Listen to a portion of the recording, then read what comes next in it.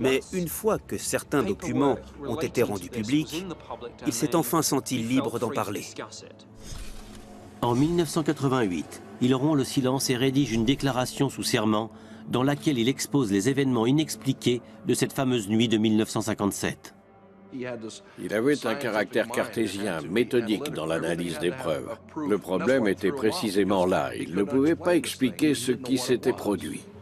Résolu à obtenir des réponses, Milton Torres demande à son avocat de faire parvenir sa déclaration au ministère de la Défense britannique. Son but n'était pas de divulguer le moindre secret confidentiel. Il voulait simplement en savoir davantage. Il adresse une multitude de lettres au ministère entre 1988 et 89, dans lesquelles il demande que le rapport soit rendu public. Il espère ainsi faire sortir de leur silence les autres soldats de l'époque. Au ministère de la Défense, on lui répond que personne, pas même l'US Air Force, ne possède de rapport officiel concernant l'incident. Ce n'est que 20 ans plus tard, en 2008, que le témoignage de Torres est rendu public. Une fois que le ministère de la Défense britannique a décidé de rendre publique la déclaration sous serment de Milton Torres, celui-ci s'est enfin senti libre d'en parler lui-même. Mais ce qu'a réellement vécu Milton Torres durant cette fameuse nuit, personne n'en a jamais rien su. Lorsqu'il a reçu l'ordre de faire feu, il était totalement abasourdi. Il s'est dit que c'était du sérieux. Il m'a avoué avoir eu peur. Ayant reçu l'ordre de tirer, il demande à la tour de contrôle un code d'authentification. Zulu 1 demande code d'authentification. Les règles d'engagement stipulent qu'un tir mortel doit rester l'ultime recours. Par conséquent, c'est très strictement encadré. Zulu 1, code X-Ray, Delta, Tango, Foxtrot Alpha. Dans sa déclaration, Torres décrit le contexte. Il faisait nuit noire, les feux de mon chasseur étaient éteints. J'ai sorti ma lampe torche pour essayer d'inspecter l'écran radar. Bien reçu. Il venait de recevoir le code d'authentification. Pour lui, c'était une véritable première. Le F-86D de Milton Torres est équipé au total de 24 missiles air-air. Lorsque la cible apparaît sur son écran radar, il n'en croit pas ses yeux. Je le cite de mémoire, c'était énorme. Dans sa déclaration sous serment, il écrit « L'appareil dans mon viseur avait la taille d'un porte-avions volant. » Au moment de faire feu, l'impossible se produit. Quand il a voulu tirer dessus, la cible a disparu.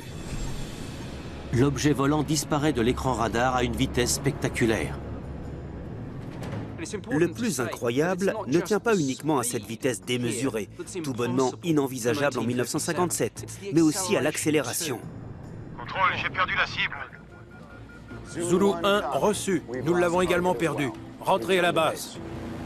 Dans sa déclaration, Milton Torres précise qu'il est rentré à la base sans encombre. Au sol, on lui dit que le signal a disparu des écrans radars en quelques millisecondes. Les deux radars confirmaient que l'engin avait dépassé Mach 10. Mach 10 équivaut à plus de 12 000 km/h.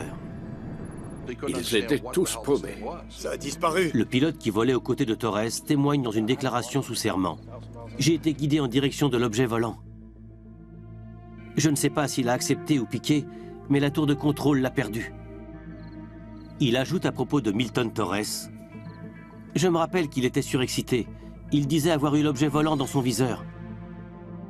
Je n'ai pas la moindre raison de douter de son témoignage. » Dès le lendemain, Torres est convoqué à un débriefing. Milton Torres a reçu l'ordre de se rendre à un débriefing. Mais, bizarrement, il n'a pas eu affaire à des militaires. Asseyez-vous, lieutenant. En lieu et place d'un enquêteur de l'armée de l'air, il se retrouve face à un homme mystérieux en costume 3 pièces. D'ordinaire, un débriefing se déroule entre militaires, entre l'intéressé et ses supérieurs. Voilà une situation parfaitement insolite. Son commandant n'était pas présent. Il se retrouvait seul. D'après mon père, c'était un agent de la NSA en poste à Londres. Il était venu jusque-là rien que pour le débriefing. L'Agence nationale à la sécurité, ou NSA, analyse des renseignements dans le monde entier pour le compte du gouvernement américain. Avez-vous eu un quelconque contact visuel? Mon père m'a dit qu'il était très intimidant. Ils m'ont aussi dit qu'il n'était assurément pas là pour plaisanter. Milton Torres se retrouve dans le collimateur d'une agence de renseignement encore méconnue. C'est la toute dernière fois que vous aborderez ce sujet. Compris. Dans sa déclaration, il précise « L'homme m'a parlé de sécurité nationale. » Entre 1957 et 2008, Milton Torres n'a jamais soufflé mot quant à cette épreuve. Le fait qu'il se soit tu pendant une cinquantaine d'années donne la mesure du personnage. Voilà quelqu'un d'intègre, d'honnête. Il avait le plus grand respect pour le serment qu'il avait prononcé. Le jour où cette histoire est sortie, il en a pleuré parce qu'il n'avait jamais rien dit à son père. Ses propres enfants n'étaient pas dans la confidence. Il n'a jamais rien dit à mon grand-père alors qu'ils étaient très proches. Milton Torres a-t-il réellement croisé un ovni?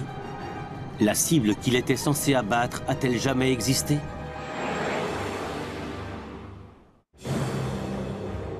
En 1957, le pilote de chasse américain Milton Torres jure de garder le silence sur l'observation d'un objet volant non identifié aperçu sur son écran radar. Néanmoins, la technologie de l'époque restait limitée. La technologie n'était pas franchement fiable. Les avions disparaissaient des radars à tout bout de champ. Jock Williams est expert en guerre électronique. Il a été pilote de chasse dans l'armée de l'air canadienne durant plus de 25 ans. Si vous changiez de cap, par exemple, avec la force gravitationnelle, le radar n'était pas suffisamment stable pour rester accroché à la cible. Ces limitations technologiques ouvraient une brèche dans l'éventuelle manipulation d'un radar. À la fin des années 50, le bruit courait que des savants américains étudiaient la guerre électronique. Se pourrait-il que l'US Air Force et la Royal Air Force aient travaillé de concert sur un projet top secret? Dans la correspondance entre son avocat et le ministère de la Défense britannique, Torres pose la question suivante. S'agissait-il d'une expérimentation de guerre électronique visant à créer l'illusion sur l'écran radar d'un objet solide en mouvement? Pour monter un tel canular, il aurait fallu se donner beaucoup de mal et embrigader bien trop de monde. Mais Nick Pope sait qu'un tel projet top secret a bel et bien existé. Le projet Palladium était une manœuvre top secrète, organisée par la CIA, visant à parasiter les systèmes radars. L'astuce consistait à faire apparaître un objet fantôme à l'écran pour faire croire au camp adverse qu'il était attaqué par des avions. Un genre de canular électronique, en somme. Il était parfaitement possible de tromper le radar quant à la distance entre la cible et l'avion par qui l'intercepter. Pareil pour sa position. Si jamais on le souhaitait, on pouvait même brouiller intégralement le radar. Les possibilités étaient nombreuses.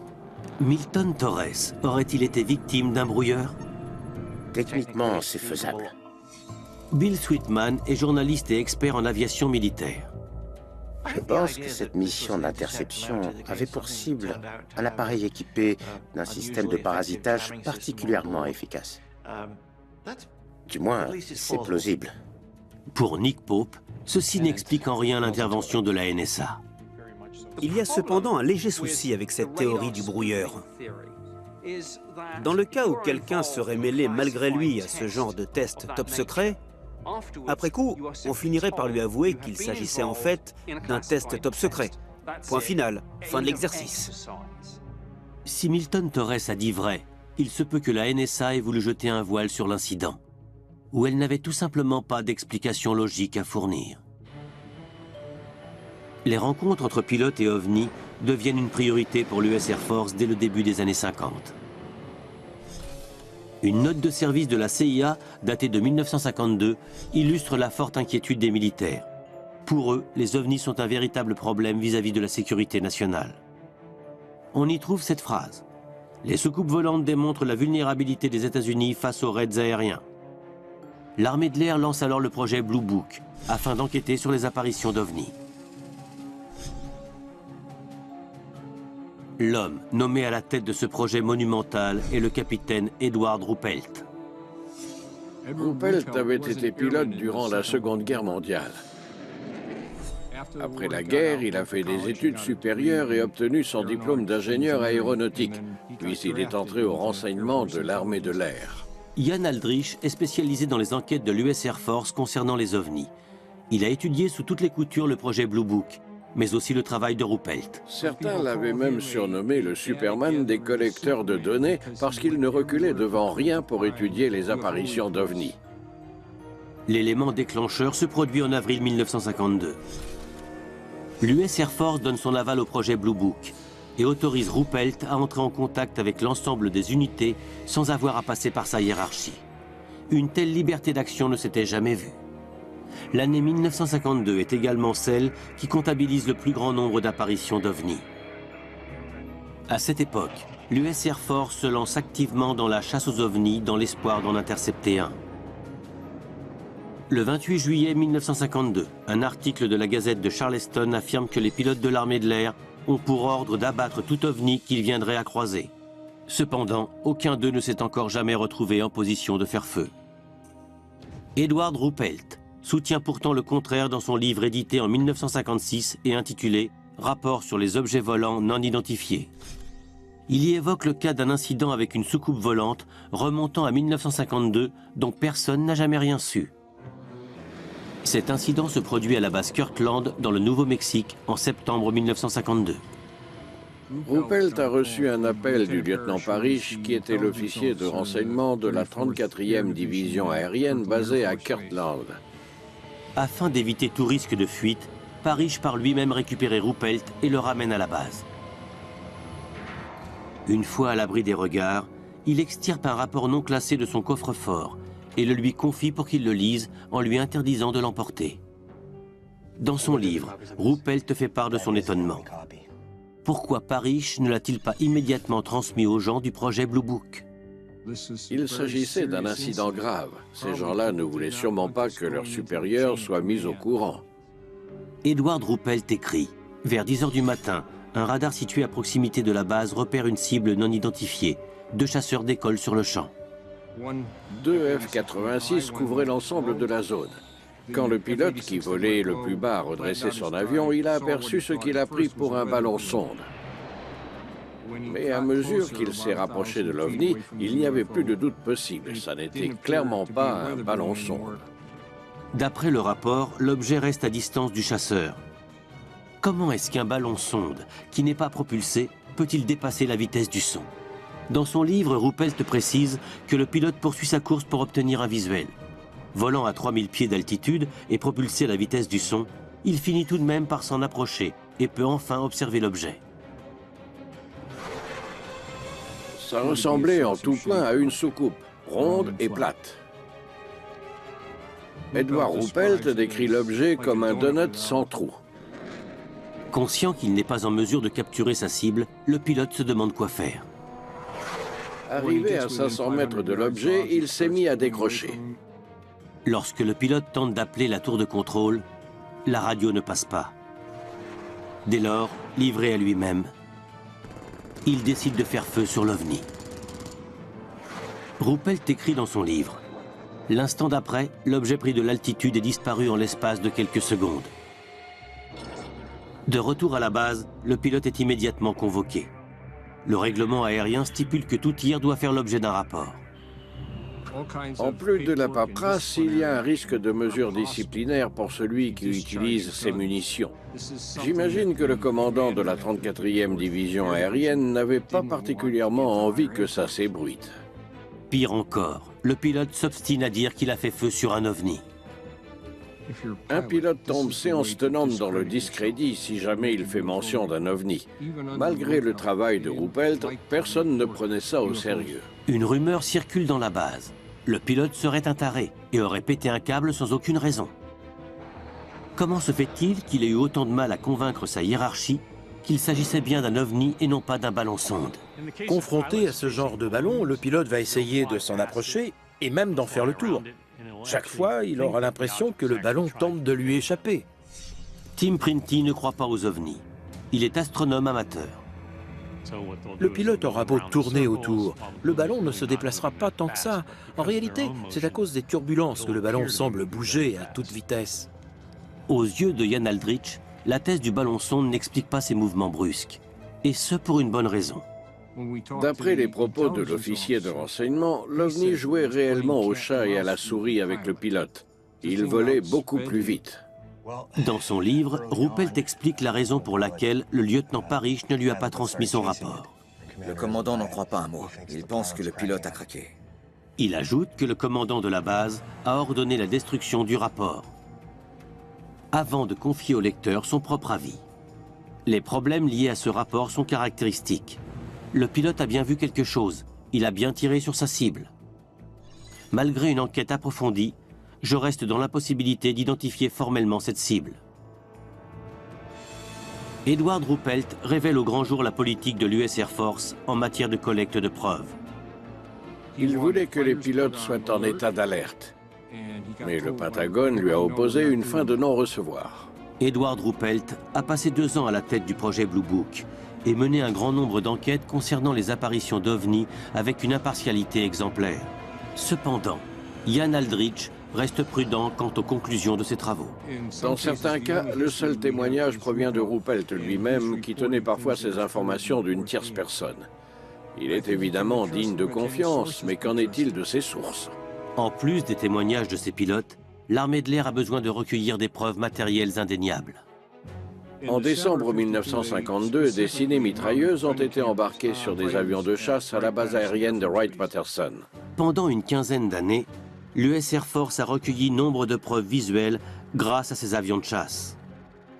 Dès 1968, le projet Blue Book met en avant l'utilité des caméras vidéo embarquées à bord. Celles-ci sont notamment capables d'identifier très précisément les attributs physiques d'un objet volant. La pellicule cinématographique doit permettre d'en apprendre davantage sur la composition chimique de ces ovnis. Dans les hautes sphères, on estime que des preuves qualitatives résoudront la question des objets volants non identifiés. Mais les images ainsi filmées n'ont jamais été rendues publiques. Est-ce à dire que les travaux menés par l'US Air Force n'étaient pas concluants sur le plan scientifique? Le 27 octobre 1952, tandis que J. Edgar Hoover dirige le FBI, une note de service interne au bureau fédéral fait grand bruit. Celle-ci indique que le fossé se creuse au sein de l'armée entre les partisans de l'existence des ovnis et ceux qui n'en croient rien. Le renseignement estime que les soucoupes volantes sont de simples illusions d'optique. Mais certains officiers de haut rang persistent à croire en l'existence de vaisseaux interplanétaires. Après plusieurs milliers de rapports rédigés en 20 ans, l'US Air Force décide de mettre un terme au projet Blue Book en 1969. Raison invoquée, l'armée n'a plus aucun intérêt dans l'étude des ovnis. Mais le gouvernement américain a-t-il réellement cessé d'enquêter sur ces phénomènes? La réponse viendra d'un incident observé par plusieurs témoins oculaires à l'autre bout du monde. Téhéran, capitale de l'Iran, le 20 septembre 1976. Au quartier général de l'armée de l'air impériale, une réunion confidentielle se tient entre plusieurs officiers supérieurs. Toute une cohorte de grands pontes des divers états-majors était conviée à cette réunion. La journaliste d'investigation spécialiste des ovnis Leslie Keane a étudié l'incident de Téhéran. Parmi tous les militaires iraniens présents sur place se trouvait également un Américain, le lieutenant-colonel Olin Moui. Le colonel Moui représente le groupe américain de conseil en appui militaire basé en Iran. Son rôle consiste à soutenir et former les alliés ayant opté pour la technologie américaine. L'armée de l'air impériale emploie des chasseurs F-4 pour patrouiller le long des frontières. Cette région du monde est tout particulièrement dangereuse. Les États-Unis et l'Iran sont alors alliés et patrouillent ensemble à la frontière avec l'Irak et en profitent pour espionner l'URSS. Le lieutenant-colonel Moui est convié à participer à un débriefing au sujet d'un incident s'étant produit la veille. Est également présent à cette réunion le commandant en chef adjoint de l'armée de l'air impériale, le général de division Azar Barzin. S'il y a autant d'informations sur ce débriefing, c'est parce que le colonel Moui a pris énormément de notes qui étaient destinées au gouvernement américain. Cette note de service rendue publique depuis porte la signature du colonel Moui. Elle résume les événements s'étant produits la veille de la réunion. À l'aéroport international Mehrabad, le contrôleur aérien Hussein Pirouzi reçoit plusieurs appels d'habitants apeurés des quartiers de Shemiran. Quelqu'un lui a dit avoir vu quelque chose dans le ciel qui l'inquiétait. Ça ressemblait à une étoile, mais bien plus grosse et plus brillante, suspendue en l'air. 1 minute plus tard, un coup de fil similaire. Il s'est rendu dehors avec des jumelles pour voir ça de ses propres yeux. À minuit 30, Pirozzi est mis en relation téléphonique avec le général Youssefi, directeur adjoint aux opérations au sein de l'armée de l'air impériale. Celui-ci est informé que rien n'apparaît sur les écrans radars. En observant le ciel au nord, il constate lui aussi la présence de cet objet inconnu. Le général Youssefi donne l'ordre qu'un chasseur décolle de la base Cherokee, située à 300 km de Téhéran. Mais une fois le F-4 arrivé à 50 km de l'objet scintillant dans le ciel, il est soudain privé de tous ses instruments électriques. Dès que l'avion s'approchait à une certaine distance, l'ensemble des instruments s'éteignait. Le système de communication radio est tombé en panne et plus aucun instrument de bord ne répondait. À l'évidence, les défaillances étaient nombreuses. C'est pour cette raison que le pilote a décidé de rentrer à la base. Mais à peine le F-4 s'est-il éloigné de l'objet scintillant à distance d'une éventuelle menace, que tous les instruments se sont remis en marche. Le général Youssefi fait alors savoir à Mouhi qu'à 1h40 du matin, il a ordonné que soit envoyé sur place l'un des tout meilleurs pilotes de l'armée de l'air impériale, Parviz Jafari. Ma mission consistait à l'identifier et le forcer à atterrir. Dans le cas contraire, je devais l'abattre. Jafari met le cap sur Téhéran, en suivant les coordonnées de l'objet scintillant. En arrivant dans la zone, j'ai pris de l'altitude. Et là, je l'ai vu, de mes propres yeux. À mesure qu'il s'en rapproche, il parvient à avoir l'objet scintillant dans son viseur radar à quelques 50 km de distance. Sur le radar, le signal était aussi imposant que celui d'un Boeing 707. Ce n'est pas la première fois qu'il capte un signal aussi gros qu'un avion commercial. Mais d'après la note de service de Mouhi, la taille de l'objet était difficilement appréciable du fait qu'il brillait intensément. Il scintillait tellement que je n'arrivais pas à voir le fuselage. Une fois à proximité, Parviz Jafari est littéralement stupéfait.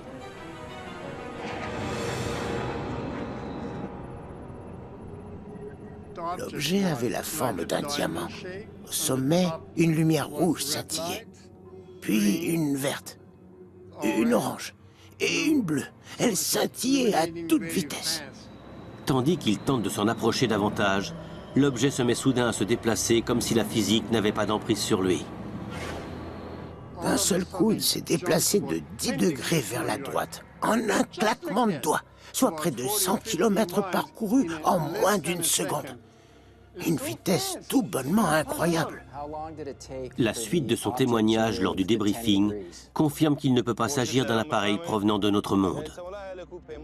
Après ça, j'ai vu quelque chose en sortir par le bas.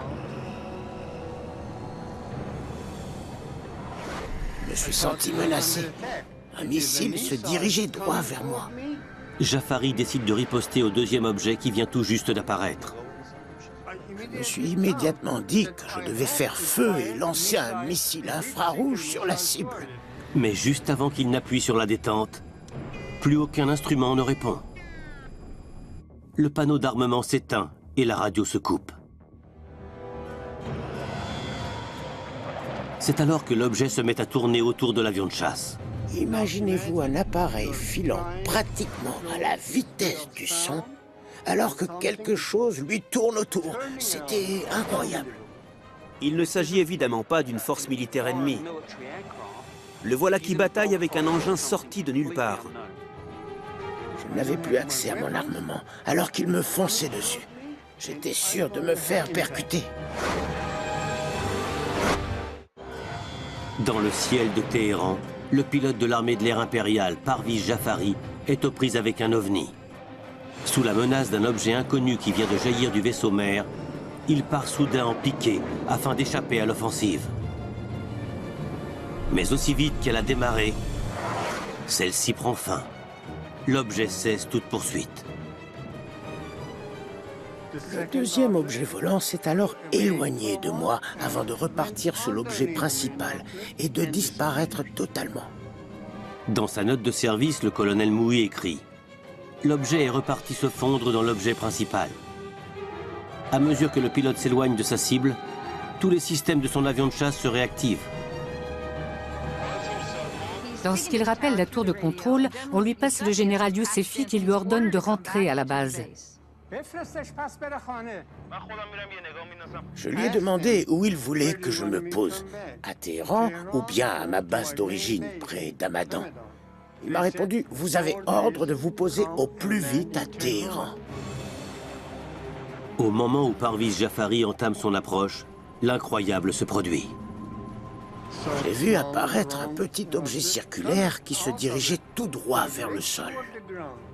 Je me suis dit que je n'allais pas tarder à assister à une gigantesque explosion.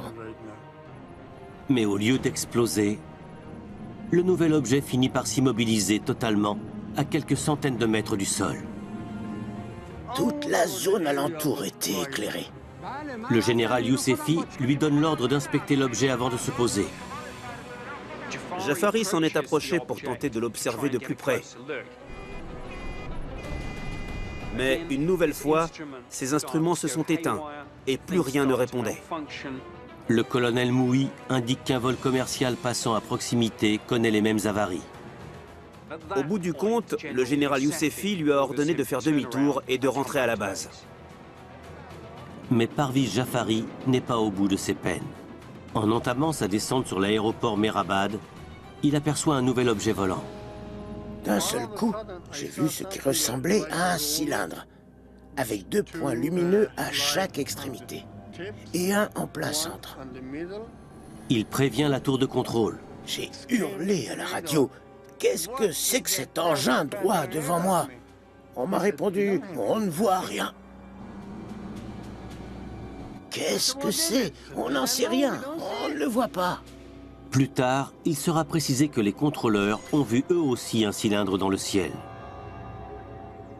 Dès le lendemain, Parviz Jafari est convoqué au débriefing auquel assiste le lieutenant-colonel Mouhy. Durant la nuit, l'incident a filtré dans les médias. Le 20 septembre 1976, le journal de Téhéran révèle qu'un membre de l'armée de l'air s'est adressé à la presse la nuit même de l'incident. La pression monte au sein des armées américaines et impériales qui cherchent à comprendre ce qui s'est produit. L'explication pourrait-elle être d'une banalité confondante? De par ses mouvements, ce soi-disant ovni fait fortement penser à la foudre en boule. Le professeur d'astronomie Michael de Robertis pense que des phénomènes naturels tels que la foudre globulaire sont à l'origine de nombre d'apparitions.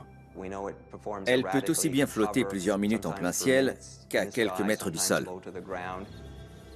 Les scientifiques décrivent la foudre globulaire comme une minuscule masse gazeuse incandescente très fortement chargée en électricité. Elle peut apparaître dans la haute atmosphère, mais également à proximité du sol, ce qui concorde avec les dires de Parviz Jafari. Quelquefois, la foudre se fragmente, des morceaux se volatilisent, tandis que d'autres tombent sur le sol. Est-ce là l'explication à ce que des milliers de gens ont vu cette fameuse nuit? La charge électrique de la foudre globulaire serait donc à l'origine des avaries électromagnétiques du radar et de l'armement du F-4. Mais Bill Sweetman n'en est pas convaincu. Une panne électrique peut être provoquée par un tas de choses. Ça peut venir d'une défaillance du générateur principal et de l'auxiliaire, d'un problème de fusible, d'un court-circuit ou autre chose. Pour Nick Pope, les nombreuses avaries pourraient également être dues à un autre phénomène naturel extrêmement rare lui aussi. Si l'on cherche à comprendre ce qui a provoqué toutes ces interférences, la thèse d'un champ électromagnétique est très certainement la plus probable de toutes. Mais il faudrait que celui-ci soit particulièrement puissant et étendu pour parvenir à ce résultat. La foudre globulaire peut perturber l'électronique, mais est-elle en mesure de troubler l'humain? Le ciel était limpide. Pas un seul nuage, aucun avion à l'horizon, rien du tout. Pourtant, je ne voyais aucun moyen de faire atterrir mon avion. Parviz Jafari reconnaît qu'il était en grand danger. Comment atterrir? J'étais totalement perdu. Ce qui m'est arrivé là-haut, je n'en sais rien du tout. Je n'en ai aucun souvenir. J'ignore ce qui s'est passé pendant ce laps de temps. S'il s'est senti désorienté au moment d'atterrir, se peut-il qu'il ait été dans un état similaire précédemment? Jock Williams estime qu'il a tout simplement commis une erreur en essayant de faire feu.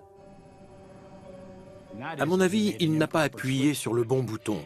Si on oublie de relever l'interrupteur général de l'armement, ou si on n'enclenche pas la bonne séquence, on aura beau appuyer sur la détente, il ne se passera rien. La note de service du lieutenant-colonel Mouhy ne sera pas considérée par le gouvernement américain comme un élément à classer top secret. 2 jours plus tard, un autre rapport rédigé par un certain colonel Mackenzie arrive par telex à la DIA, l'agence du renseignement de la défense. Le colonel Mackenzie s'appuie sur les articles parus dans la presse et sur les témoignages de tierces personnes. Le document est pratiquement identique à la note de Mouhy. Une décision soudaine et discutable est alors prise. Les 2 rapports, diffusables au départ, changent de statut et deviennent top secret. Pourquoi jeter ainsi le voile sur ce qui s'est passé dans le ciel de Téhéran?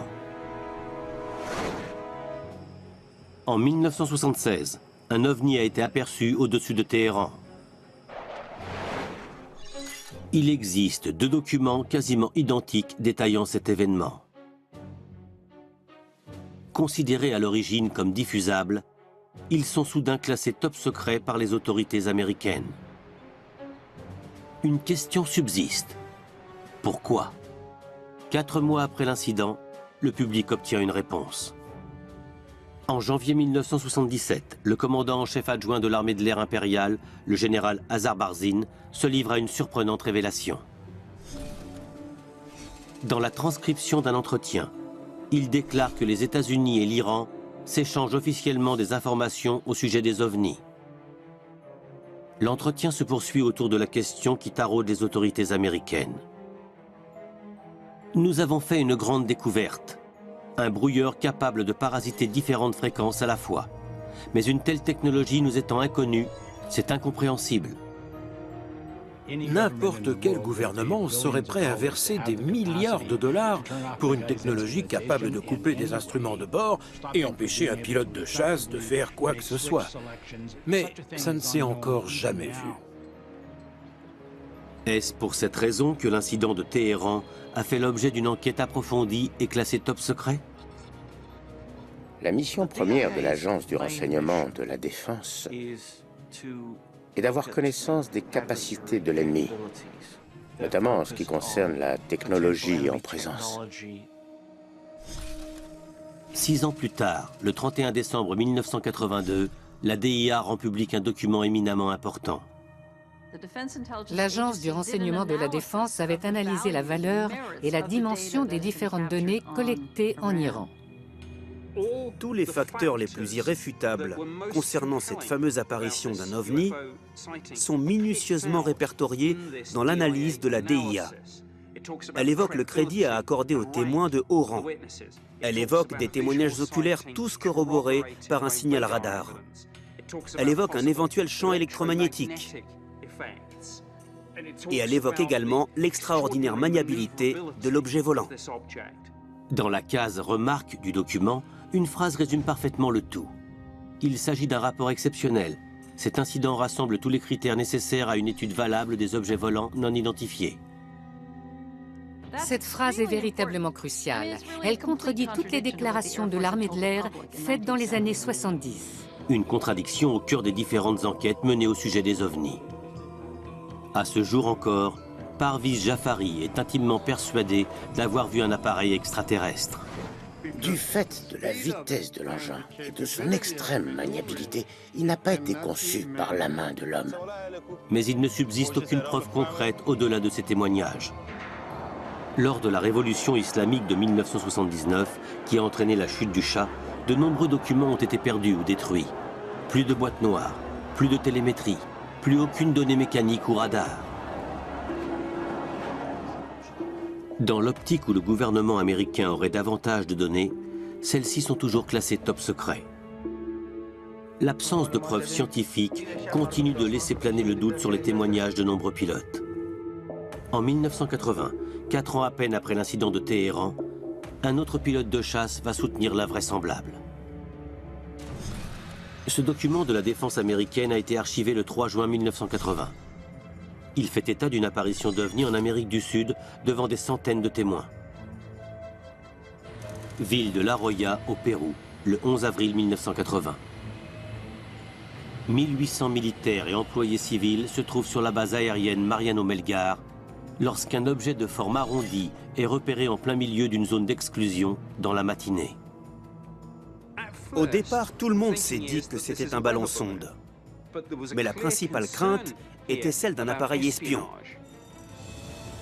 S'agissant d'un complexe militaire extrêmement sensible et d'une zone d'exclusion aérienne, l'armée de l'air l'a pris comme une agression.